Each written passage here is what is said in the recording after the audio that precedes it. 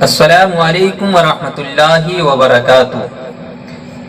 دوستو، آج بات کریں گے سورہ بقرہ کی آیت نمبر 1 اور 2 کے تعلق سے، ان کا ترجمہ اور ان کی مختصر تفسیر آپ تک پہنچائیں گے۔ اس سے پہلے کہ آپ اگر ہمارے چینل پر نئے آئے ہیں تو ویڈیو کو لائک کر دیں اور شیئر کر دیں، چینل کو سبسکرائب کر لیں۔ آئیے شروع کرتے ہیں۔ بسم اللہ الرحمن الرحیم، اللہ کے نام سے شروع جو بہت مہربان رحمت والا۔ الف لام میم، ذالک الکتاب لا ریب فیہ ھدی للمتقین۔ وہ بلند رتبہ کتاب، کوئی شک کی جگہ نہیں، اس میں ہدایت ہے ڈر والوں کو۔ یعنی وہ بلند رتبہ کتاب جس میں کسی شک کی گنجائش نہیں، اس میں ڈر والوں کے لیے ہدایت ہے۔ الف لام میم، قرآن پاک کی 29 سورتوں کے شروع میں اس طرح کے حروف ہیں۔ انہی حروف کو حروف مقطعات کہتے ہیں۔ ان کے بارے میں سب سے قوی قول یہ ہے کہ یہ حروف اللہ تعالیٰ کے راز ہیں اور متشابہات میں سے ہیں۔ ان کی مراد اللہ تعالیٰ جانتا ہے اور ہم ان کے حق ہونے پر ایمان لاتے ہیں۔ حروف مقطعات کا علم اللہ تعالیٰ کے علاوہ کسی اور کو حاصل ہے یا نہیں؟ یہاں یہ بات یاد رکھیں کہ اللہ تعالیٰ نے اپنے حبیب صلی اللہ علیہ وسلم کو بھی حروف مقطعات کا علم عطا فرمایا ہے، جیسے کہ اعلیٰ حضرت امام احمد رضا فاضل بریلوی علیہ رحمہ فرماتے ہیں کہ ان حروف مقطعات سے مراد یہ لینا کہ یہ صرف اللہ تعالی ہی جانتا ہے، تو پھر اس طرح کلام کرنا، غیر مفید کلام سے خطاب کرنا، یہ لازم آئے گا۔ یہ مراد لیا ہو کہ یہ حروف جو ہیں یہ اللہ تعالیٰ اور اس کے رسول صلی اللہ علیہ وسلم کے درمیان راز و نیاز ہیں، اور یہ ایسے اسرار و رموز ہیں کہ جنہیں دوسروں کو سمجھانا مقصود نہیں ہے۔ اتنا جان لیں کہ یہ جو حروف ہیں ان کا علم اللہ تعالی جانتا ہے اور اللہ کے بتانے سے رسول اللہ صلی اللہ علیہ وسلم جانتے ہیں۔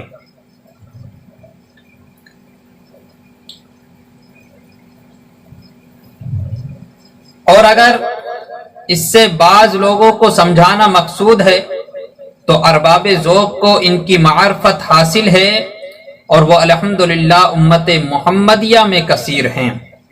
یعنی جو ارباب ذوق لوگ گزرے ہیں، اللہ والے گزرے ہیں، ان کو اس کی معرفت حاصل ہے، اور وہ امت محمدیہ میں بے شمار ہیں۔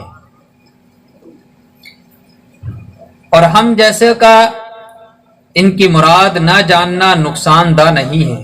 ہم اگر نہ بھی جانتے ہیں تو ہمارے لیے کوئی نقصان نہیں ہے،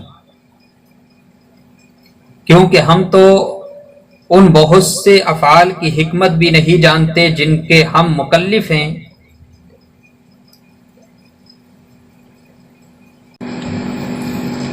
جیسے جمرات کی رمی کرنا، صفا و مروہ کے درمیان سعی کرنا، رمل اور ان جیسے احکام میں اطاعت کرنا سر تسلیم خم کرنے کے انتہا پر دلالت کرتا ہے۔ لا ریب، کوئی شک نہیں، آیت کے اس حصے میں قرآن مجید کا ایک وصف بیان کیا گیا کہ یہ ایسی بلند شان اور عظمت و شرف والی کتاب ہے جس میں کسی طرح کے شک و شبہ کی کوئی گنجائش ہی نہیں، کیونکہ شک اس چیز میں ہوتا ہے جس کی حقانیت پر کوئی دلیل نہ ہو، جبکہ قرآن پاک اپنی حقانیت کی ایسی واضح اور مضبوط دلیل رکھتا ہے جو ہر صاحب انصاف اور عقل مند انسان کو اس بات کا یقین کرنے پر مجبور کر دیتی ہے کہ یہ کتاب حق ہے اور اللہ تعالیٰ کی طرف سے نازل کی ہوئی ہے۔ تو جیسے کسی اندھے کے انکار سے سورج کا وجود مشکوک نہیں ہوتا، ایسے ہی کسی بے عقل مخالف کے شک اور انکار کرنے سے یہ کتاب مشکوک نہیں ہو سکتی، یعنی شک والی نہیں ہو سکتی۔ ہدی للمتقین، ڈرنے والوں کے لیے ہدایت ہے۔ آیت کے اس حصے میں قرآن مجید کا ایک اور وصف بیان کیا گیا کہ یہ کتاب ان تمام لوگوں کے حق کی طرف ہدایت دیتی ہے۔ یہ کتاب ان تمام لوگوں کو حق کی طرف ہدایت دیتی ہے جو اللہ تعالی سے ڈرتے ہیں، اور جو لوگ نہیں ڈرتے انہیں قرآن پاک سے ہدایت حاصل نہیں ہوتی۔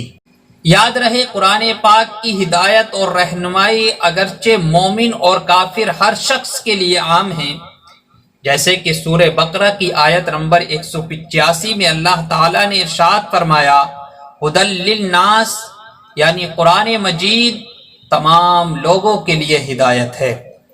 لیکن چونکہ قرآن مجید سے حقیقی نفع، اس سے فائدہ صرف متقی لوگ حاصل کرتے ہیں، اس لیے یہاں ہدی للمتقین یعنی متقین کے لیے ہدایت فرمایا گیا۔ تقوی کا معنی کیا ہوتا ہے؟ تقوی کا مطلب کیا ہے؟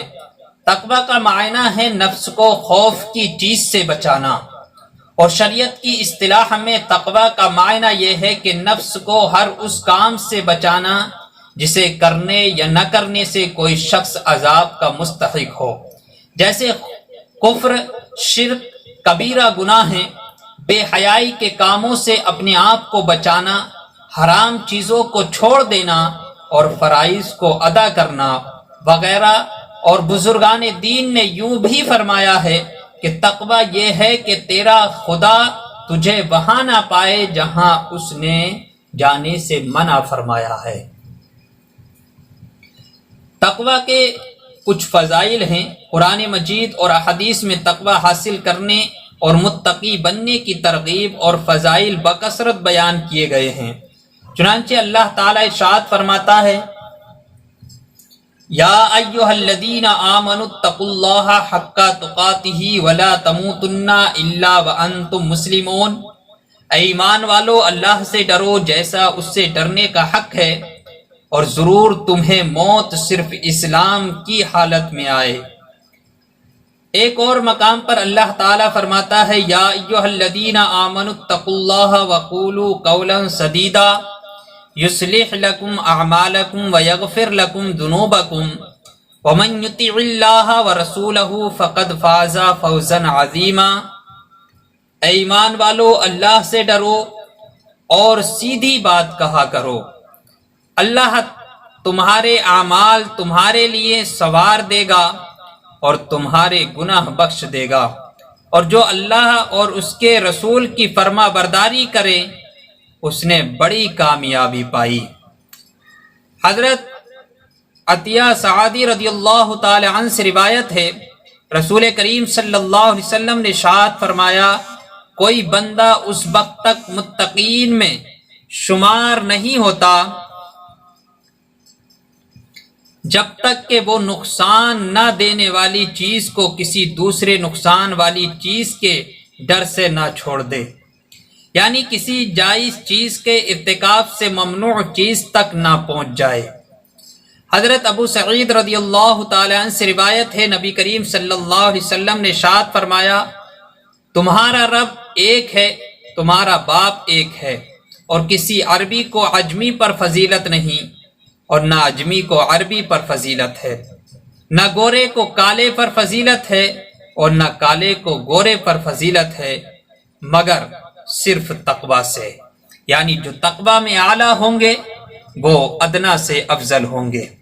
حضرت انس رضی اللہ تعالی عنہ سے روایت ہے، حضور صلی اللہ علیہ وسلم نے ارشاد فرمایا تمہارا رب ارشاد فرماتا ہے اس بات کا مستحق میں ہی ہوں کہ مجھ سے ڈرا جائے، اور جو مجھ سے ڈرے گا تو میری شان یہ ہے کہ میں اسے بخش دوں گا۔ تقوی کے مراتب علماء نے تقوی کے مختلف مراتب بیان فرمائے ہیں، جیسے عام لوگوں کا تقوی ایمان لا کر کفر سے بچنا ہے، متوسط یعنی درمیانی لوگوں کا تقوی احکامات کی پیروی کرنا اور ممنوعات سے رکنا ہے، یعنی جو منع چیزیں ہیں ان سے رکنا ہے، اور خاص لوگوں کا تقوی ہر ایسی چیز کو چھوڑ دینا جو اللہ تعالی سے غافل کرے۔ اور اعلیٰ حضرت امام احمد رضا فاضل بریلوی علیہ الرحمہ کے فرمان کے مطابق تقوی کی 7 قسمیں ہیں، یعنی اسی تقوی کی 7 قسمیں ہیں۔ نمبر 1 کفر سے بچنا، نمبر 2 بد مذہبی سے بچنا، نمبر 3 کبیرہ گناہ سے بچنا، نمبر 4 صغیرہ گناہوں سے بچنا، یعنی بڑے گناہوں سے بھی بچنا اور چھوٹے گناہوں سے بھی بچنا، نمبر 5 شبہات سے پرہیز کرنا، یعنی شک کی باتوں سے بھی پرہیز کرنا، نمبر 6 نفسانی خواہشات سے بچنا، اور نمبر 7 اللہ تعالی سے دور لے جانے والی ہر چیز کی طرف توجہ کرنے سے بچنا۔ اور قرآن عظیم ان 7 مرتبوں کی طرف ہدایت دینے والا ہے۔ اللہ تعالی ہمیں متقی اور پرہیزگار بننے کی توفیق عطا فرمائے، ان ساری باتوں پر ہم سب کو عمل کرنے کی توفیق عطا فرمائے، آمین یا رب العالمین۔